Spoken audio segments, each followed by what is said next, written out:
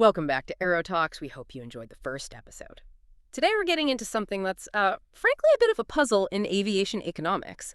The really high failure rate of airlines trying to operate with only business class seats. You'd think it's a slam dunk, right? Just focus on the seats that make the most money.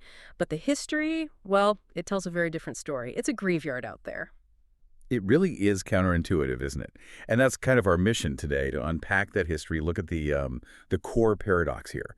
Because if you think back to the so-called golden age of flying, well, everything was premium, more or less. But fast forward to today, on a typical long-haul flight, it's absolutely business class driving the profit. While economy, and maybe premium economy, they're essentially covering the basic operating costs. Sort of like a subsidy.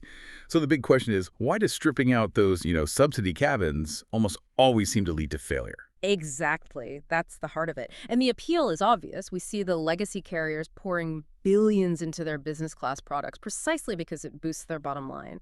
But the moment an airline tries to only do that, it seems the market just pushes back hard. Oh, absolutely. And we've seen so many different planes crash and burn. Do you remember Midwest Express? They were a regional carrier in the U.S., quite well regarded, known for their 2x2 seating, sort of an early premium feel. But they just couldn't handle the double whammy of 9/11's impact and then the rise of the low-cost carriers. Gone. Right, and then a bit later, mid-2000s, you had that really dramatic phase of transatlantic wars, MAXjet, EOS Airways, SilverJet, all piling into those super competitive routes like London or Paris to New York. EO, wasn't that the one with the 757s? Very few seats, like only 48. Try and offer a sort of cut-price premium service. That's the one. Yeah. 48 seats on a 757. Didn't last long at all. None of them did, really. And, it's not just the startups that failed at this. Even huge established airlines have stumbled.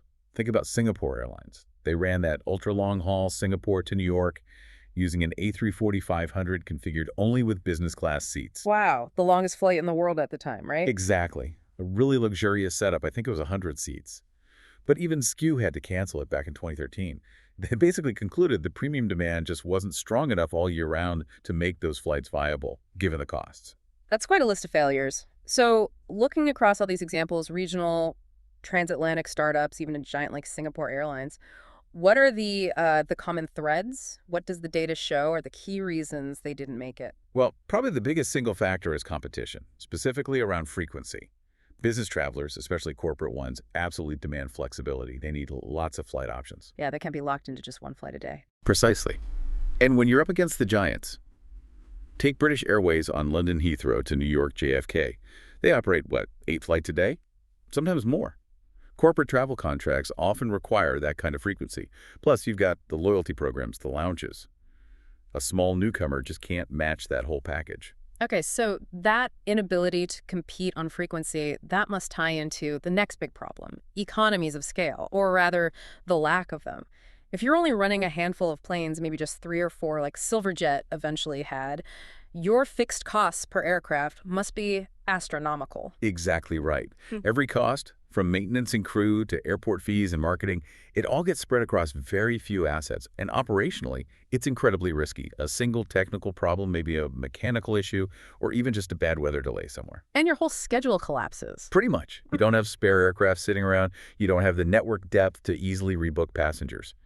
That lack of reliability is poison for high-yield business travelers. They need dependability above almost anything else. Right. And that fragility, that lack of scale, it makes them incredibly vulnerable to the third issue, doesn't it? Fare wars. The big legacy airlines can afford to be tactical. They can slash their own business class fares on competing routes just enough to keep their valuable corporate clients from switching. That's a classic tactic.